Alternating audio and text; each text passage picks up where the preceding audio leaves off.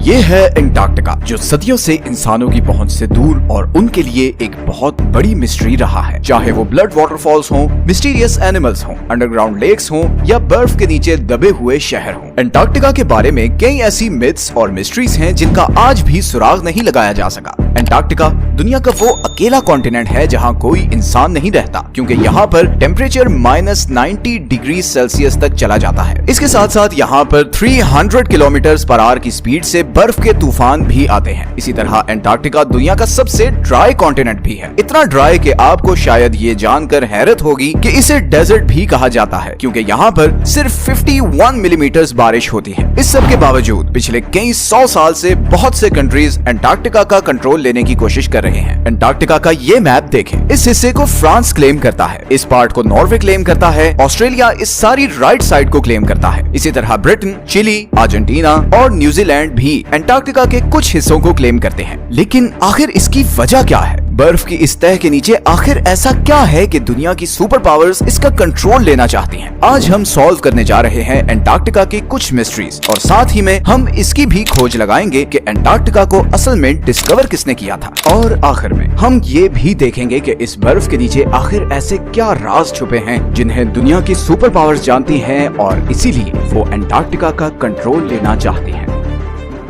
Antarctica किसने discover किया? Depends on who you are asking. Britishers कहते हैं कि अंटार्कटिका उन्होंने डिस्कवर किया था, जबकि रशियंस कहते हैं कि सबसे पहले उन्होंने यहाँ कदम रखा था। लेकिन अंटार्कटिका का जिक्र आज से कई हजार साल पहले ग्रीक फिलोसोफर एरिस्टोटल ने किया था, जब उसने कहा कि जमीन गोल है और नॉर्थ और साउथ पोल एक दूसरे के मिरर इमेजेस हैं। 2021 में रॉयल सोसाइटी ऑफ न्यूजीलैंड की एक स्टडी पब्लिश हुई, जिसमें ये कहा गया कि इधर ऑस्ट्रेलिया के पास पॉलिनेशियन आइलैंड्स पर रहने वाले माओरी लोग शायद पहले इंसान थे जो 7वीं सदी में अंटार्कटिका पहुंचे थे, क्योंकि उनकी पुरानी कहानियों में एक ऐसे बर्फीले कॉन्टिनेंट का जिक्र मिलता है जो जमीन की सदर्न साइड पर है। खैर, रिकॉर्डेड हिस्ट्री में ब्रिटिश ऑफिसर जेम्स कुक वो पहला यूरोपियन था जो अंटार्कटिक सर्कल क्रॉस करके इधर अंटार्कटिका के पास पहुंचा। लेकिन वो अभी अंटार्कटिका से 130 किलोमीटर दूर ही था कि उसने अपनी शिप वापस मोड़ ली, क्योंकि उसे अंटार्कटिका तो नजर नहीं आया, मगर पानी में तैरते हुए आइसबर्ग्स जरूर नजर आए, और समुद्र के तेवर ऐसे थे कि शिप को आगे लेकर जाना बहुत खतरनाक था। इसीलिए जेम्स कुक ने कहा था कि इस सदर्न कॉन्टिनेंट तक पहुंचना इतना खतरनाक है कि शायद ही कभी कोई इंसान यहाँ तक आए। कैप्टन कुक के बाद और भी बहुत से लोगों ने अंटार्कटिका डिस्कवर करने की कोशिश की,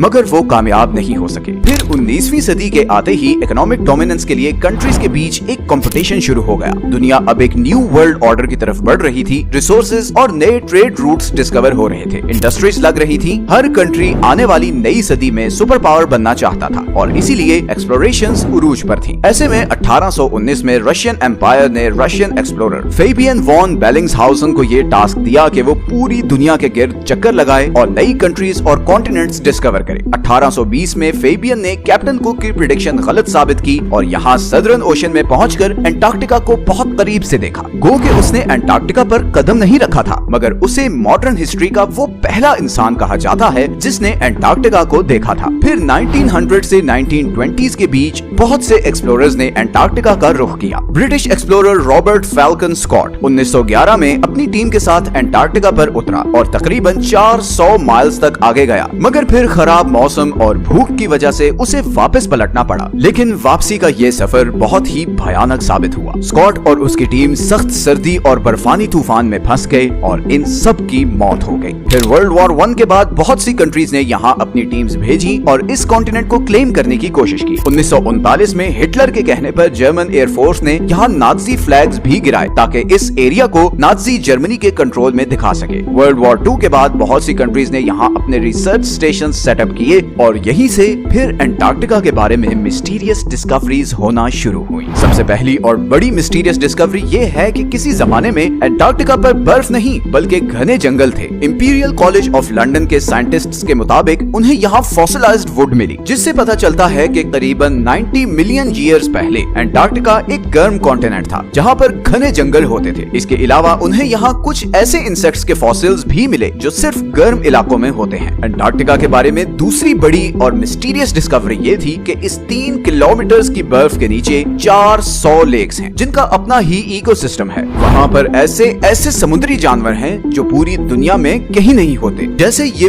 बड़े बड़े स्पाइडर्स और सी थ्रू जेलीफिश। ये बर्फ के नीचे एक अलग ही दुनिया है। इसी तरह एंटार्क्टिका पर एक और चीज जिसने बहुत से एक्सप्लोरर्स को बहुत सालों तक पजल किए रखा, वो ये खूनी चश्मे हैं। मैकमर्डो की वैली में ये वाटरफॉल ऐसे है जैसे बर्फ से खून निकल रहा हो। मगर हाल ही में साइंटिस्ट्स ने ये डिस्कवरी की है कि इस वाटरफॉल का सुर्ख रंग इसलिए है क्योंकि इस चश्मे को एक बहुत ही सॉल्टी लेक से पानी आता था, जिस पर अब कई 100 फुट बर्फ पड़ चुकी है और वो लेक एटमॉस्फेयर से बिल्कुल कट ऑफ है। इस पानी में बहुत ज्यादा आयरन है और इसीलिए जब ये पानी चश्मे में आता है तो ऑक्सीजन और धूप की वजह से पानी में मौजूद आयरन ऑक्सीडाइज होता है और उसका बिल्कुल जंग जैसा कलर हो जाता है। एंटार्क्टिका के बारे में तीसरी सबसे बड़ी मिस्ट्री और कॉन्स्पिरेसी ये है कि इस बर्फ के नीचे कोई एंशिएंट सिविलाइजेशन है। बहुत से लोगों ने ये क्लेम किया है कि यहाँ पर एलियन स्पेस शिप्स भी देखी गई हैं। 2016 में गूगल अर्थ पर एंटार्क्टिका में बहुत सी अनयूजुअल एक्टिविटीज रिकॉर्ड की गई हैं। कॉन्स्पिरेसी थ्योरिस्ट्स जहां इन्हें एलियन यूएफओज कहते रहे, वहीं बहुत से पॉलिटिकल एक्सपर्ट्स के नजदीक ये अमेरिका और दूसरे कंट्रीज के सीक्रेट एयर ऑपरेशंस हैं जो वो एंटार्क्टिका में कर रहे हैं। और यहीं पर आता है एंटार्क्टिका का वो हिडन पॉलिटिकल फ्रंट जिससे बहुत कम लोग अवेयर हैं। जहां बाकी पूरी दुनिया दूसरे जियोपॉलिटिकल इश्यूज में उलझी हुई है, वहीं अमेरिका, चाइना और सोवियत यूनियन अग्रेसिवली एंटार्क्टिका पर एक्सपेडिशंस भेज रहे हैं। इनफैक्ट चाइना ने तो वहां अपने मल्टीपल रिसर्च स्टेशन सेटअप किए हैं। 1959 की एंटार्क्टिक ट्रीटी के मुताबिक कोई भी कंट्री एंटार्क्टिका में साइंटिफिक इन्वेस्टिगेशंस कर सकता है, बस उसे इन स्टडीज का रिजल्ट सब कंट्रीज के साथ शेयर करना होंगे। 1992 में यूएस जियोलॉजिकल डिपार्टमेंट के सर्वे में ये डिस्कवरी सामने आई कि एंटार्क्टिका में 500 बिलियन बैरल्स के नेचुरल गैस और ऑयल के रिजर्व्स हैं, लेकिन चाइना और ये दूसरे कंट्रीज इस ऑयल और गैस के लिए एंटार्क्टिका में इंटरेस्टेड नहीं है। बल्कि हाल ही में एंटार्क्टिका में बहुत ही बड़ी क्वांटिटी में नियोडिमियम, प्रेजियोडिमियम, टर्बियम और डिस्प्रोजियम जैसे रेयर अर्थ मिनरल्स के रिजर्व्स डिस्कवर हुए हैं। ये वो मिनरल्स हैं जो सारी इलेक्ट्रॉनिक डिवाइसेस में यूज होते हैं और क्योंकि दुनिया का फोकस अब ऑयल और गैस से हटकर इलेक्ट्रॉनिक डिवाइसेस को पावर करने वाले एनर्जी रिसोर्सेज की तरफ जा रहा है, तो इन मिनरल्स की डिमांड ऑयल और गैस से भी ज्यादा है। इलेक्ट्रिक कार्स और आयन बैटरीज ही अब फ्यूचर हैं और फ्यूचर को कंट्रोल करने की ये रेस ही इन सुपर पावर्स को एंटार्क्टिका की बर्फ और तूफानों में ले आई है। एंटार्क्टिका की लास्ट मिस्टीरियस डिस्कवरी ये सदर्न ओशंस है। दुनिया के खतरनाक तरीन समुद्रों में सदर्न ओशन का नाम आता है। हमारी दुनिया का क्लाइमेट और वाटर सप्लाई ये सदर्न ओशन ही कंट्रोल करता है, क्योंकि ये अटलांटिक और पैसिफिक ओशन के साथ भी मिलता है। साइंटिस्ट्स के मुताबिक दुनिया का 15% carbon emission southern ocean absorb करता है और ग्लोबल वार्मिंग के साथ साथ इस ओशन की इंपॉर्टेंस बढ़ती जा रही है, क्योंकि यहाँ पर जमी हुई बर्फ पिघल रही है और बर्फ के पिघलने से बहुत से खजाने अब बाहर आ रहे हैं जिन समुद्रों में कभी इंसान जाने का सोच भी नहीं सकते थे। बहुत जल्द वो इम्पोर्टेंट ट्रेड रूट्स बनने वाले हैं। एंटार्क्टिका पर अब भी बहुत सी स्टडीज चल रही हैं और हु नोज